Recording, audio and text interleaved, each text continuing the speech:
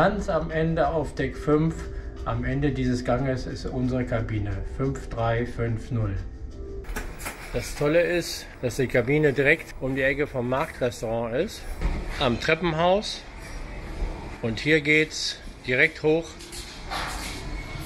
zum East Restaurant. Belladonna ist gleich hier oben und darüber nächste Etage der Yachtclub.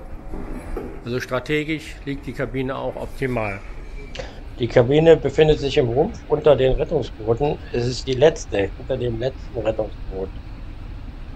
Ja, wir stehen hier vor der 5350 und die schauen wir uns jetzt mal an. Wir kaufen nichts. Wenn man so in die Kabine reinkommt, dann ist diese normale Balkonkabine halt aufgebaut ist. Wir haben hier die Couch. Die dient in der Regel dazu, alles abzuladen. Das Doppelbett.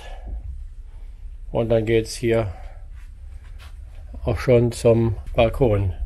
Das ist etwas anders. Es ist keine offene Schiebeanlage, sondern ein richtig massiver Durchgang. Und mit auch einem richtig massiven Fenster. Und Marina muss richtig kräftig drücken, um überhaupt die Türe aufzumachen. Die fällt ins Schloss, wenn man das nicht ordentlich macht. Dann haben wir hier auch den begehbaren Schrank. Unsere Rettungswesten, unsere Klamotten, alles ausreichend. Die Mikrowelle, die einen nennen das auch Safe. Ausreichend.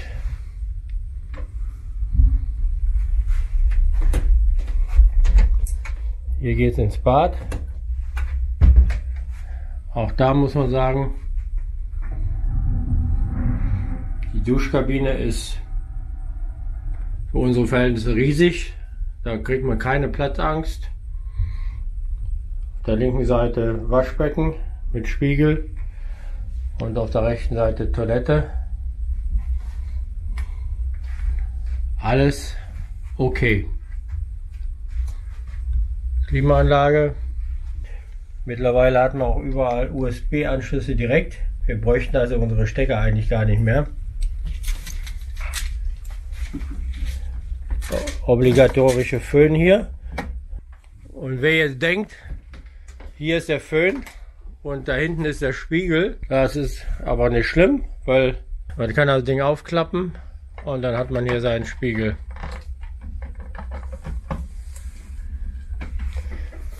Auch hier ist ein USB-Anschluss dran.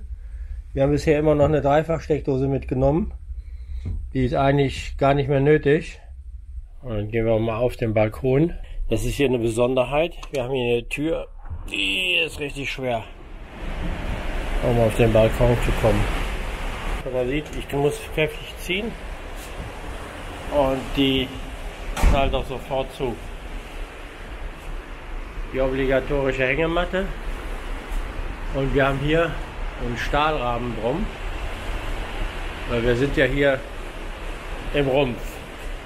Und hier gibt es auch noch eine Tür, mit der kann man diese Tür, die Kabinentür, verriegeln, damit bei Sturm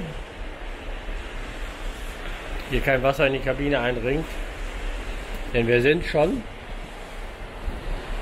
sehr tief unten im Rumpf. Das Tolle ist hier, dass wir sehr nah am Wasser sind. So ist es richtig schön, aufs Wasser zu gucken und man fühlt sich dem Meer doch sehr nah. Das ist anders, als wenn man oben irgendwo eine Kabine hat und gar nichts vom Wasser so richtig sieht. Also die Kabine ist richtig toll. Ist natürlich ein bisschen enger, aber für uns völlig ausreichend. Unterhalb befindet sich der Einstieg für den Lotsen. Man bekommt hier auch noch richtig Action geboten. Das ist klasse. Also ein älterer Mensch oder ein Kind kriegt diese Türe nicht auf. Und man muss auch aufpassen, dass man sich nicht die Füße klemmt. Alles in allem ist das eine tolle Kabine, die wir jederzeit wieder nehmen würden. Die 5350.